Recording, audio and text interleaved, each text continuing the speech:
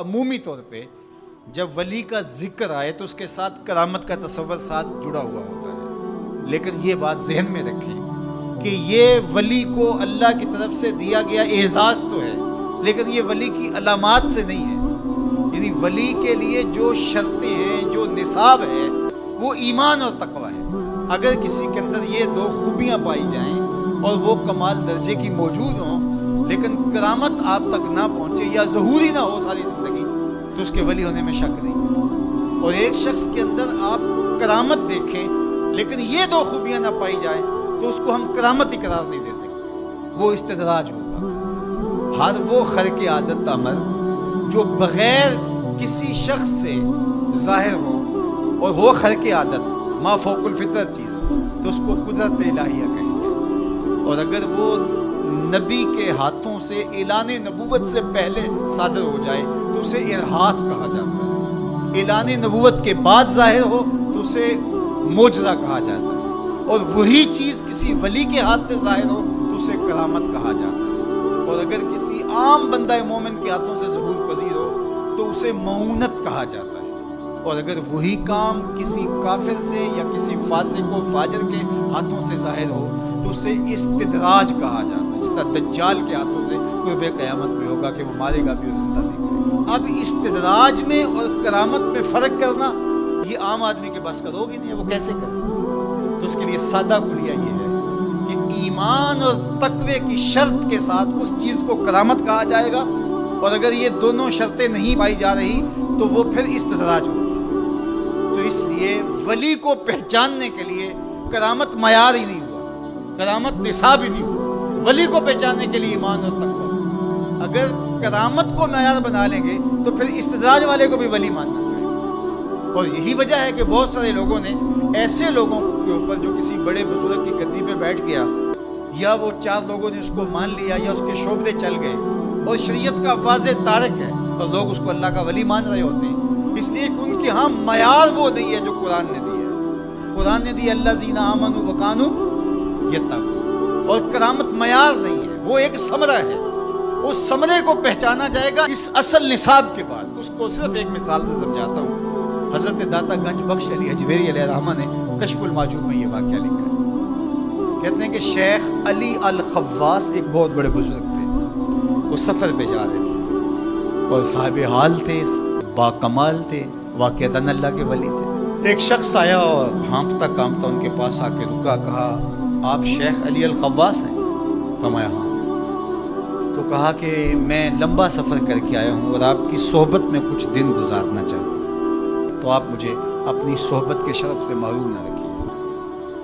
تو حضرت شیخ علی الخواص نے مراقبہ کیا اور اسے کہا کہ مجھے تیرے بدن سے کفر کی بو آ رہی ہے۔ اللہ والوں کو اللہ نے بصیرت کا نور دیا ہوتا ہے۔ اس نے کہا جی میں نصرانی ہوں اور دیار غرب سے آیا ہوں، آپ کی شہرت سنی تھی تو آپ کی صحبت میں کچھ وقت گزارنے کی آرزو ہے، مجھے محروم نہ رکھیے۔ شیخ کہتے میں نے ٹالنا چاہا، میں نے کہا کہ میری صحبت میں رہنا بڑا مشکل ہوگا، تکلیفیں سہنا پڑیں گی۔ اس نے کہا جی میں گوارا کروں گا۔ فرمایا ٹھیک ہے۔ کہا کہ میں چلتا گیا اور وہ بھی میرے ساتھ تھا۔ 8 دن گزر گئے، کبھی کھانا ملتا، کبھی 2 لقمے لے لیتے، کبھی پانی پی کے گزر اوقات ہوتی، کبھی گھاس کھا لیتے۔ ایک دن اس کا وجود کپ کپا رہا تھا بھوک کی شدت کی وجہ سے۔ اس نے مجھے کہا شیخ آپ اللہ کے بندے ہیں، میں نے عہد تو کیا تھا کہ کوئی آپ سے مطالبہ نہ کرتا ہوں، لیکن اب میری سخت جواب دے گئی، تو آپ اللہ کے مقرب ہیں، تو اللہ کے اس قرب کی وجہ سے اس سے دعا کیجئے تو وہ میرے اور آپ کے کھانے کا انتظام کر دے۔ کہتے ہیں کہ میں اس کی حالت کو دیکھ کر کے سجدہ ریز ہو گیا اور اللہ کی بارگاہ میں نے یہ دعا کی مالک اس کافر کے سامنے رسوا نہ کر۔ کہا جب میں نے سر اٹھایا تو آسمان سے ایک طبق اترا جس کے اوپر 2 پیالے شربت کے تھے اور 2 روٹیاں تھیں، تو میں نے ایک پیالہ اور ایک روٹی اس کو دے دی اور ایک خود لے لی اور پھر سفر شروع ہو گیا۔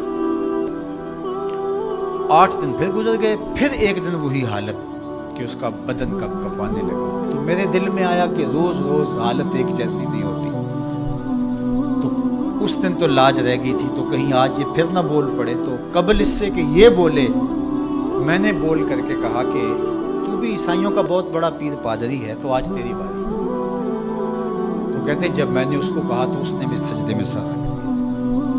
تو میں دل ہی دل میں سوچا کہ اس کا سجدہ ریز ہونا کیا معنی رکھتا ہے جب ایمان ہی نہیں ہے۔ تھوڑی دیر کے بعد جب اس نے سر اٹھایا تو آسمان سے بھی طبق اترا جس پر 4 پیالے شربت کے اور 4 روٹیاں تھیں۔ اس نے 2 روٹیاں اور 2 پیالے میری طرف بڑھائے اور 2 پیالے اور 2 روٹیاں اپنی طرف کر لی اور کہا کہ کل یا شیخ کھائیے۔ میں نے کہا میں نہیں کھاؤں، اس لیے کہ کرامت ہو نہیں سکتی اور استدراج کا کھانا جو ہے وہ میں کھا نہیں سکتا، چونکہ تم کافر ہو تو میں استدراج کا کھانا کھاؤں تو یہ نہیں ہو سکتا۔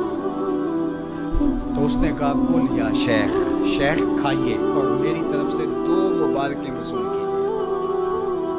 میں حیران ہوا، میں نے کہا کیا مبارکیں؟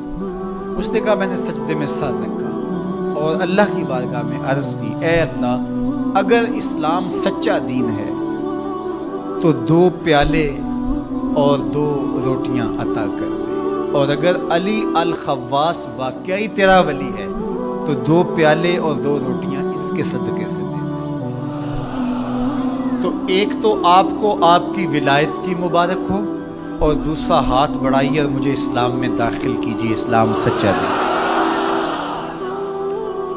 تو شیخ علی الخواص کے اس واقعہ کو ذکر کرنے کے بعد داتا گنج بخش علی حجویری فرماتے ہیں کہ علی الخواص جیسا شخص بھی یہاں پریشان ہو جائے کہ خدایا یہ استدراج ہے یا کرامت، تو کہا پھر عام آدمی کیسے فیصلہ کر سکتا ہے کہ یہ استدراج ہے یا کرامت؟ تو کہا کہ اس کو یہی دیکھنا پڑے گا ایمان اور تقوی ہے کہ نہیں۔